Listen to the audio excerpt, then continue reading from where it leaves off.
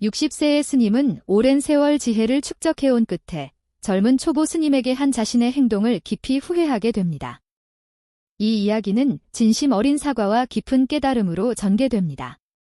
영상을 보시기 전에 구독과 좋아요를 잊지 마세요. 여러분의 지원은 저희에게 큰 도움이 됩니다. 울창한 산으로 둘러싸인 조용한 계곡에 자리 잡은 작은 사찰은 끊임없이 새소리로 가득했습니다. 대웅전을 둘러싼 소나무와 느티나무의 향기가 공기를 가득 채웠고 두꺼운 기와 지붕을 통해 부드러운 햇살이 스며들 때 사찰은 외부 세계와 분리된 신성하고 고립된 공간처럼 느껴졌습니다.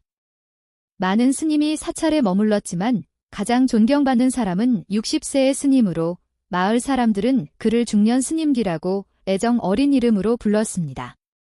그는 수십 년 동안 승려 생활을 하면서 상당한 경험을 쌓았고 인생의 무상함을 이해한 것을 자랑스러워했습니다. 그는 불교의 지혜를 확고히 이해했다고 믿었습니다. 그러나 나이가 완벽함이나 완성을 보장하지는 않습니다. 여러 사람을 만나고 마을 사람들에게 가르친 지 오랜 세월이 흘렀지만 그는 여전히 자신의 내면에서 천천히 자라난 미묘한 오만함을 알지 못했습니다.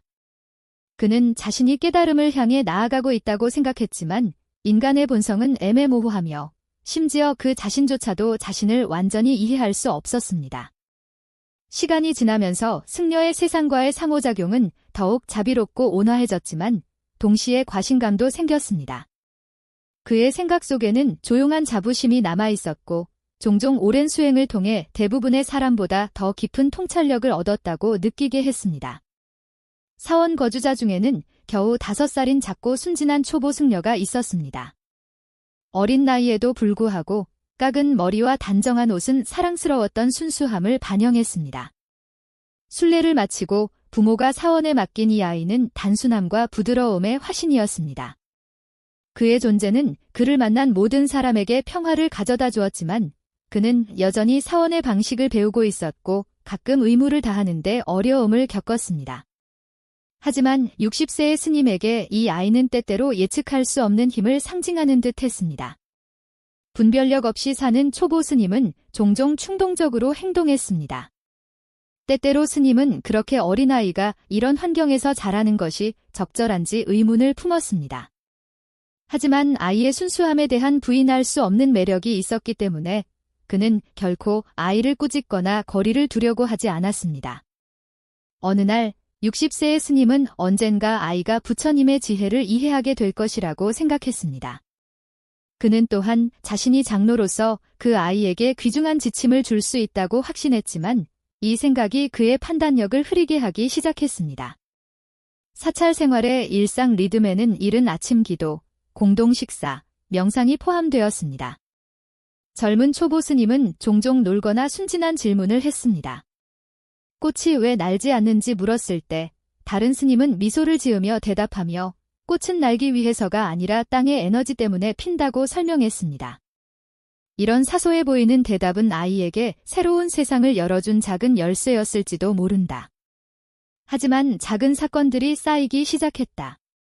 어느 날 아침 대웅전에서 경전이 잘못 놓여 있는 것이 발견되었고 60세의 스님은 처음에는 자신의 실수일 수도 있다고 생각했지만 나중에는 젊은 초보 스님을 의심하기 시작했다.